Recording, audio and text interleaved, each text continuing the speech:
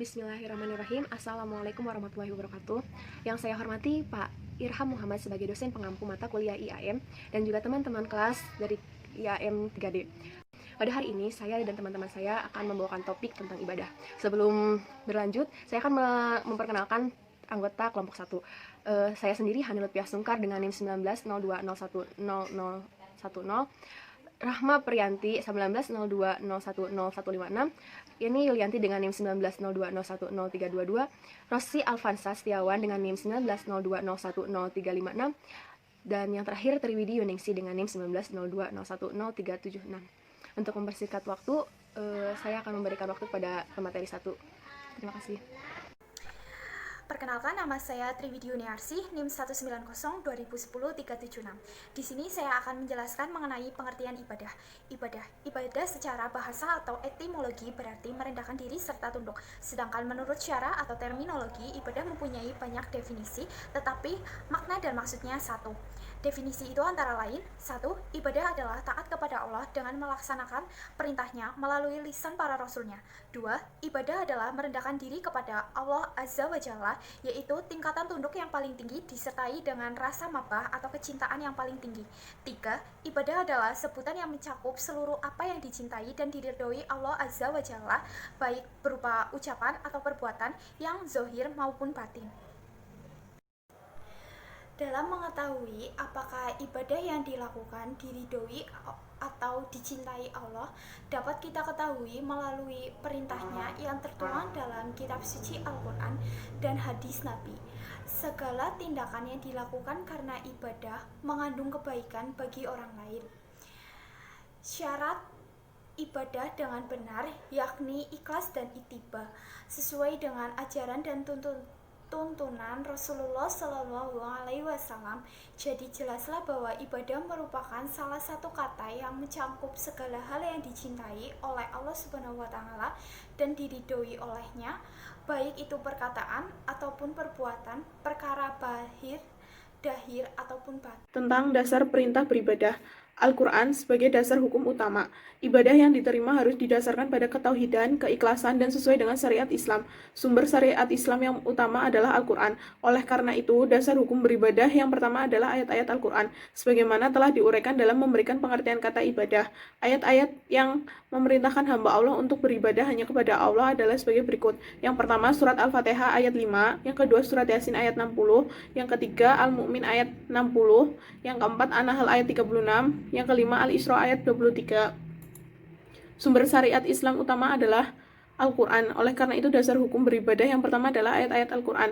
Ayat-ayat yang memerintahkan hamba Allah untuk beribadah hanya kepada Allah adalah Quran surat Al-Fatihah ayat 5, Quran Yasin ayat 60, Quran Az-Zariyat ayat 56, Quran surat An-Nahl ayat 36, Quran surat Al-Isra ayat 23, Quran surat An-Nisa ayat 36, Quran surat Al-An'am ayat 151. Dasar hukum kedua yang melaksanakan ibadah kepada Allah Subhanahu wa taala adalah As-Sunnah atau Al-Hadis. Ibadah mahdoh. Menurut seorang pembaru, Syekh Muhammad Al-Ghazali, ibadah mahdoh adalah segala bentuk aktivitas yang cara, waktu, atau kadarnya telah ditetapkan oleh Allah Subhanahu wa taala dan Rasulullah Shallallahu alaihi wasallam. Kita tidak mengetahui tentang ibadah ini kecuali melalui penjelasan Allah dalam Al-Quran atau penjelasan Rasulnya. Hal ini sesuai dengan kaidah yang berbunyi, dalam soal ibadah, segalanya tidak boleh kecuali yang diajarkan Allah atau Rasulnya. Ibadah khairu mahdoh. Ibadah khairu mahdoh merupakan semua bentuk amal kegiatan yang tujuannya untuk mendekati Allah. Namun, tempat dan waktunya tidak diatur secara perinci oleh Allah Subhanahu wa taala. Di antara ibadah yang termasuk ibadah khairu mahdoh yaitu seperti sedekah, infak, belajar, mengajar, berzikir, dakwah, saling tolong-menolong, dan gotong royong. Tentang fungsi ibadah. Ibadah dalam Islam bukan hanya bertujuan untuk mendekatkan manusia dengan Tuhannya, akan tetapi manusia dengan manusianya.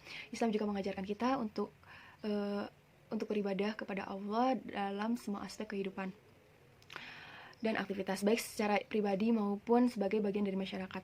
Nah, ada tiga aspek fungsi ibadah dalam Islam. Yang pertama yaitu mewujudkan hubungan antara hamba dengan Tuhannya. Mewujudkan hubungan antara manusia dengan Tuhannya dapat melalui muqarabah dan khudu. Orang yang beriman akan merasa dirinya diawasi oleh Allah. Dalam surat Al-Fatihah ayat 5, yang artinya hanya Engkaulah yang kami sembah dan hanya kepada Engkaulah kami meminta pertolongan. Atas landasan itu, manusia akan terbebas dari penghambatan terhadap manusia, harta benda, dan juga hawa nafsu. Yang kedua yaitu mendidik mental dan menjadikan manusia ingat kepada kewajibannya. Dengan sikap ini, manusia tidak akan lupa bahwa dia adalah anggota masyarakat yang punya hak dan kewajiban untuk menerima dan juga memberi nasihat. Oleh karena itu, banyak ayat Al-Quran ketika berbicara tentang fungsi ibadah menyebutkan juga dampaknya terhadap kehidupan pribadi dan masyarakat. Salah satunya yaitu mengeluarkan zakat. Nah, orang-orang yang mengeluarkan zakat hatinya akan tentram karena ia akan dicintai oleh masyarakat. Dan masih banyak ibadah lain yang bertujuan tidak hanya baik bagi dirinya tapi juga baik untuk orang yang ada di lingkungannya. Karena itu Allah tidak akan menerima semua bentuk ibadah kecuali ibadah tersebut membawa kebaikan bagi dirinya dan orang lain. Dalam hal ini Nabi Muhammad SAW bersabda, barang siapa yang sholatnya tidak mencegah dirinya dari perbuatan keji dan mungkar, maka dia hanya akan bertambah jauh dari Allah. Hadis riwayat Tabrani. Yang ketiga yaitu melatih diri untuk berdisiplin.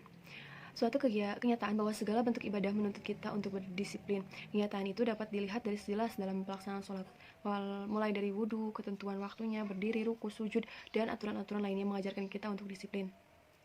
Nah, kita juga harus melakukan amar ma'ruf nahi mungkar untuk menyelamatkan kita dari siksa kubur. Terima kasih. Hikmah ibadah. Yang pertama, tidak syirik. Seorang hamba yang sudah berketetapan hati untuk senantiasa beribadah, menyembah kepadanya, maka ia harus meninggalkan segala bentuk sifat syirik. Yang kedua, memiliki ketakwaan. Ketakwaan yang dilandasi cinta timbul karena ibadah yang dilakukan manusia setelah merasakan kemurahan dan keindahannya. Yang ketiga, ada terhindar dari kemaksiatan. Ibadah memiliki daya pensucian yang kuat, sehingga dapat menjadi tameng dari pengaruh kemaksiatan. Yang keempat, ada berjiwa sosial. Artinya ibadah menjadikan seorang hamba yang menjadi lebih peka dengan keadaan lingkungan sekitarnya, karena dia mendapat pengalaman langsung dari ibadah yang dikerjakan. Yang kelima, ada tidak kikir. Harta yang dimiliki manusia pada dasarnya bukan miliknya tetapi milik Allah Subhanahu wa Ta'ala yang seharusnya diperuntukkan untuk keselamatan umat. Makna spiritual ibadah bagi kehidupan sosial. Yang pertama, ada ibadah memiliki dimensi keakhiratan sekaligus keduniawian. Kandungan sosial dari ibadah sholat adalah sholat mengajarkan makna persaudaraan dan persatuan manusia yang begitu tinggi. Yang kedua, ada ibadah puasa. Puasa mampu menumbuhkan kepekaan bagi pelakunya. Dengan berpuasa, si kaya merasakan betapa tidak enaknya merasakan lapar. Yang ketiga, ada ibadah zakat. Ibadah zakat memiliki fungsi dan hikmah ganda. Secara individu, zakat mengandung hikmah untuk membersihkan dan mensucikan diri beserta harta bendanya. Yang keempat, ada ibadah haji. Dalam ibadah haji terkandung pengalaman nilai-nilai kemanusiaan yang universal. Ibadah haji dimulai dengan niat sambil meninggalkan pakaian biasa dan kemudian mengenakan pakaian ihram. Dengan mengenakan pakaian ihram pada saat haji, manusia diajarkan untuk meninggalkan perbedaan status sosial yang mereka sandang dan bersatu dalam persamaan dan persaudaraan.